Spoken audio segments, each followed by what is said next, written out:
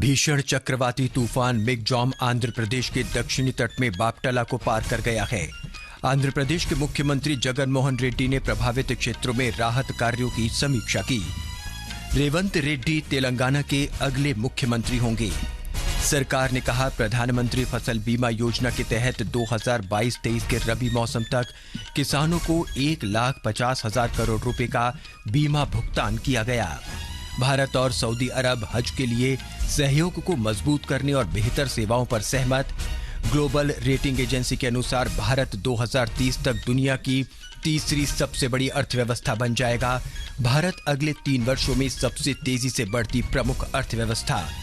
और हॉकी में कुआलालंपुर में पुरुष जूनियर विश्व कप के पूल मैच में भारत ने दक्षिण कोरिया को पराजित किया।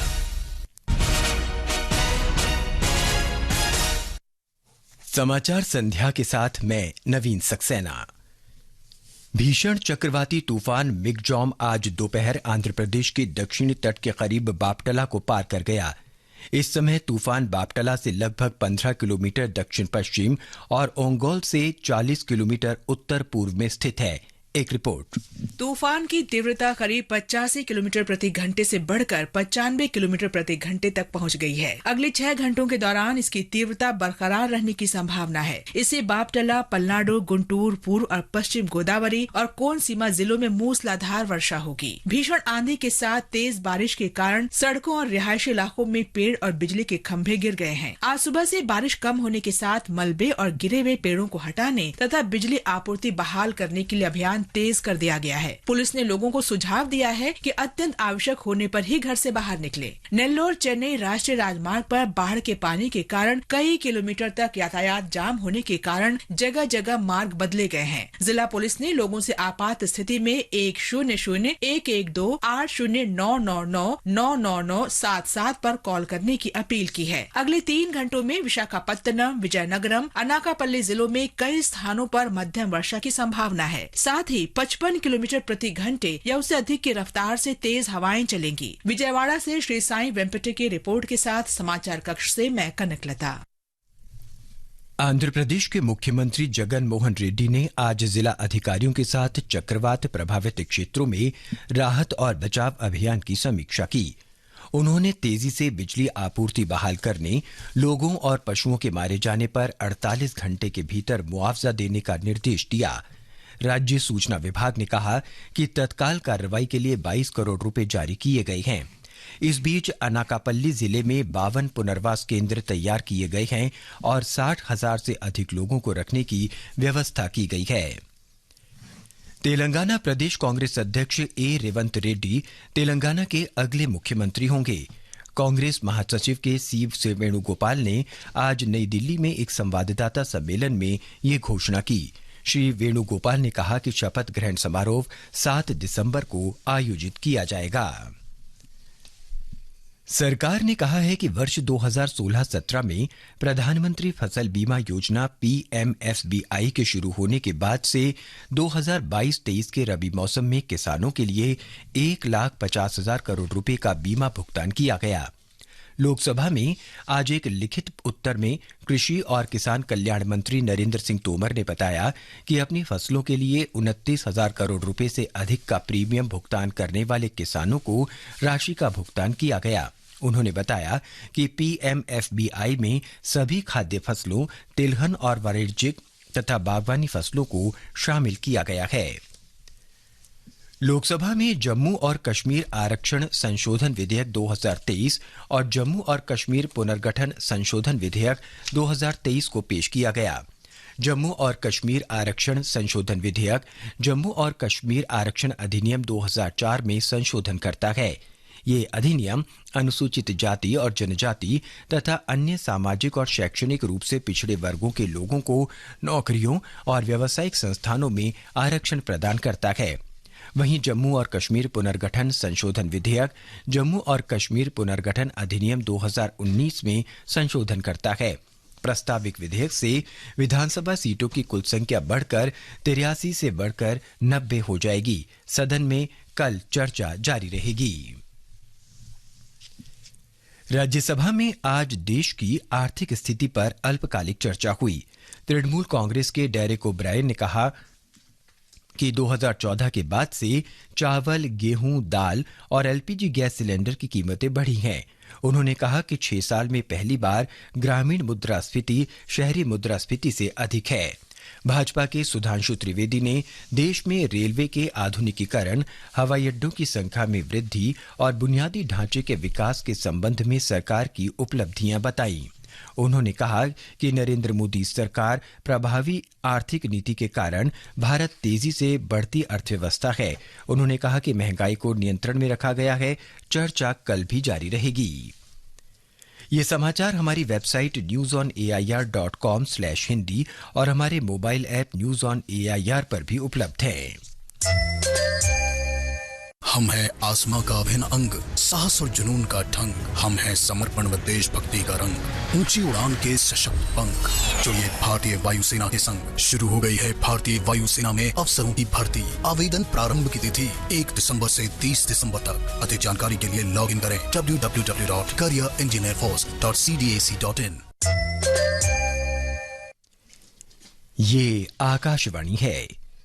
अल्पसंख्यक मामलों की मंत्री स्मृति ईरानी ने आज सऊदी अरब के हज और उमरा मंत्री तौफीक बिन फौजान अल रबिया के साथ हज के क्षेत्र में सहयोग बढ़ाने पर बातचीत की।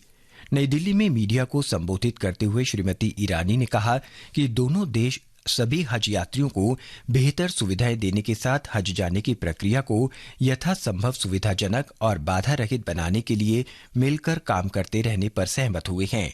उन्होंने कहा कि भारत हज यात्रा, विशेषकर 2023 की हज यात्रा सुगमता से संपन्न कराने के लिए सऊदी अरब से मिले सहयोग को तहे दिल से सराहना करता है। इस यात्रा में भारतीय महिला तीर्थयात्रियों की संख्या लगभग 47% थी। हज यात्री के लिए सुरक्षा की दृष्टि से, क्राउड कंट्रोल की दृष्टि से, डिजास्टर मैनेजमेंट की दृष्टि से हम ऐसे अधिकृत लोग भेजें जिनके पास इस प्रकार की ट्रेनिंग डोमेस्टिकली भी उपलब्ध है। एसबीआई हर हाजी को संपर्क करेंगे। फॉरेक्स का कार्ड पहली बार उपलब्ध कराया जा रहा है और अब तक मेरे पास जो जानकारी है लगभग 3 से 4 लाख रियाल हमारे हाजियों को उपलब्ध करा चुके हैं। उत्तराखंड में विकसित भारत संकल्प यात्रा केंद्र सरकार की योजनाओं के प्रति लोगों को जागरूक कर रही है। राज्य के ग्रामीण और शहरी दोनों क्षेत्र में चल रही यात्रा के लिए लोगों में जबरदस्त उत्साह है।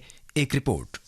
उत्तराखंड में विकसित भारत संकल्प यात्रा को लोगों का भरपूर समर्थन मिल रहा है। कड़ाके की ठंड के बावजूद बड़ी संख्या में लोग कार्यक्रम में आकर केंद्र सरकार की योजनाओं की जानकारी ले रहे हैं। विकसित भारत संकल्प यात्रा के चमोली जिले के ईरानी गांव पहुंचने पर लोगों ने यात्रा रथ का उत्साह के साथ स्वागत किया। इस मौके पर किसान क्रेडिट कार्ड के लाभार्थी मोहन नेगी ने बताया कि इस कार्ड के जरिए ब्याज लेकर वे आसानी से कृषि संबंधी व्यवसाय कर रहे हैं। राज्य में केंद्र सरकार की योजना कृषि चल रही है, उसके माध्यम से मैंने कृषि और पशुपालन के लिए लोन लिया था। तो हम पशुओं के माध्यम से जो हमारा बकरी का उसका घी का हम उत्पादन करते हैं, उसको 1000 रुपया प्रति किलो के हिसाब से हम लोग बेच रहे हैं। उधर हरिद्वार में विकसित भारत संकल्प यात्रा के तहत मेरी कहानी मेरी जुबानी कार्यक्रम में आयुष्मान भारत योजना से लाभान्वित परिवार ने अपनी कहानी साझा की। Thank you for Modi ji. जब उन्होंने आयुष्मान योजना चलाई, उसी के जस्ट 2-3 महीने बाद मेरे पापा जी को अटैक आ गया और करंट में सिचुएशन ऐसी थी कि हमारे अकाउंट में सिर्फ 1000 रुपए थे।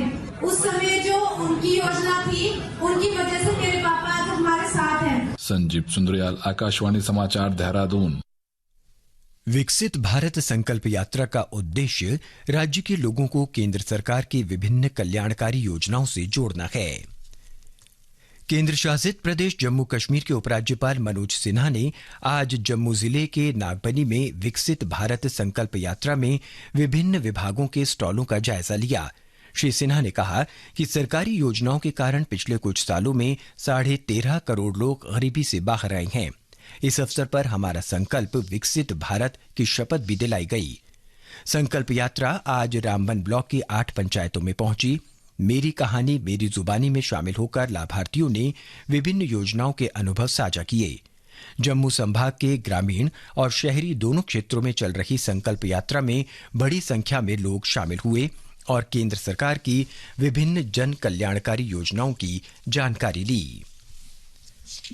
स्वास्थ्य और परिवार कल्याण मंत्रालय तथा चिकित्सा विज्ञान परीक्षा के राष्ट्रीय बोर्ड NBEMS कार्डियोपल्मोनरी रिसर्टेशन CPR पर जन जागरूकता बढ़ाने और प्रशिक्षण के लिए कल राष्ट्रव्यापी कार्यक्रम आयोजित करेगा। मीडिया को इसकी जानकारी देते हुए स्वास्थ्य और परिवार कल्याण मंत्री डॉक्टर मनसुख मांडविया ने बताया कि जागरूकता और प्रशिक्षण कार्यक्रम का उद्देश्य हृदय गति रुकने की स्थिति में अविलंब चिकित्सा सहायता उपलब्ध कराने के लिए जागरूकता बढ़ाना है। आकाशवाणी समाचार से बातचीत में NBEMS के अध्यक्ष डॉक्टर अभिजात शेठ ने बताया कि कार्यक्रम का उद्देश्य अधिक से अधिक लोगों को CPR ट्रेनिंग देना है ताकि देश में हृदय आघात से होने वाली मौतों को रोका जा सके। ये CPR का जो initiative ministry of health and family welfare के साथ ले रहे हैं, उसका मकसद ये है कि जो कार्डियोपल्मोनरी रिससिटेशन आजकल अस्पतालों में इतना इफेक्टिव चल रहा है, हम उसको कम्युनिटी में ले जाके काफी यंग कार्डियक डेथ उससे बच सकती है। एंड ये लाइफ सेविंग मेजर है जो कोई भी सिटीजन अच्छी तरह से सीख सकता है। एंड हमारा मकसद है कि फार्देस्ट ऑफ द रीजन में ये ट्रेनिंग पहुंचाई जाए और अवेयरनेस पहुंचाई जाए। कृतज्ञ राष्ट्र भारत रत्न डॉक्टर BR आम्बेडकर को उनके 68वें महापरिनिर्वाण दिवस पर कल श्रद्धांजलि अर्पित करेगा। सामाजिक न्याय और अधिकारिता विभाग की ओर से डॉक्टर आम्बेडकर फाउंडेशन संसद भवन परिसर में महापरिनिर्वाण दिवस कार्यक्रम आयोजित किया जाएगा। ये समाचार आप आकाशवाणी से सुन रहे हैं। समाचार संध्या में आपका फिर स्वागत है। ग्लोबल रेटिंग एजेंसी SDP ने कहा है कि भारत वर्ष 2030 तक विश्व की तीसरी सबसे बड़ी अर्थव्यवस्था होगा, लेकिन देश के लिए एक बड़ी चुनौती विशाल अवसर का लाभ उठाना और अगला बड़ा वैश्विक विनिर्माण केंद्र बनना होगा। अमेरिका की इस एजेंसी को उम्मीद है कि भारत अगले 3 वर्षों में सबसे तेजी से बढ़ती प्रमुख अर्थव्यवस्था होगी, जिसमें सकल घरेलू उत्पाद GDP की वृद्धि दर चालू वित्त वर्ष में अनुमानित 6.4% से अधिक होकर वर्ष 2026 तक 7% तक हो जाएगी। मलेशिया के कुआलालंपुर में FIH हॉकी पुरुष जूनियर विश्व कप में भारत ने शानदार शुरुआत करते हुए अपने पहले मैच में दक्षिण कोरिया को 4-2 से हरा दिया है। भारत की ओर से अरिजीत सिंह हुंदल ने शानदार प्रदर्शन करते हुए 3 गोल किए, जबकि 1 गोल अमनदीप ने किया। 2 बार के हॉकी विश्व कप चैंपियन भारत को पूल C में दक्षिण कोरिया, स्पेन और कनाडा के साथ रखा गया है। भारत का अगला मैच 7 दिसंबर को स्पेन से और 9 दिसंबर को कनाडा के साथ होगा। पूल चरण में शीर्ष 2 टीमें क्वार्टर फाइनल मुकाबले खेलेंगी। क्वार्टर फाइनल इस महीने की 12 तारीख को, जबकि सेमीफाइनल 14 दिसंबर को और फाइनल 16 दिसंबर को खेला जाएगा। राष्ट्रपति द्रौपदी मुर्मू ने कहा है कि संस्कृत देश की संस्कृति की पहचान और वाहक रही है। आज नई दिल्ली में श्री लाल बहादुर शास्त्री राष्ट्रीय संस्कृत विश्वविद्यालय के पहले दीक्षांत समारोह में उन्होंने कहा कि संस्कृत का व्याकरण इसे वैज्ञानिक आधार देता है। और अब आर्थिक जगत की खबरों के साथ हैं मनोज पाठक।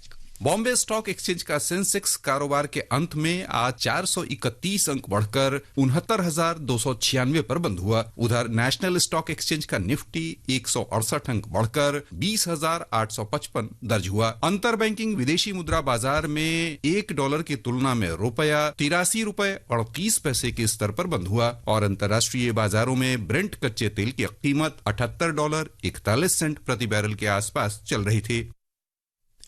अंत में मुख्य समाचार एक बार फिर।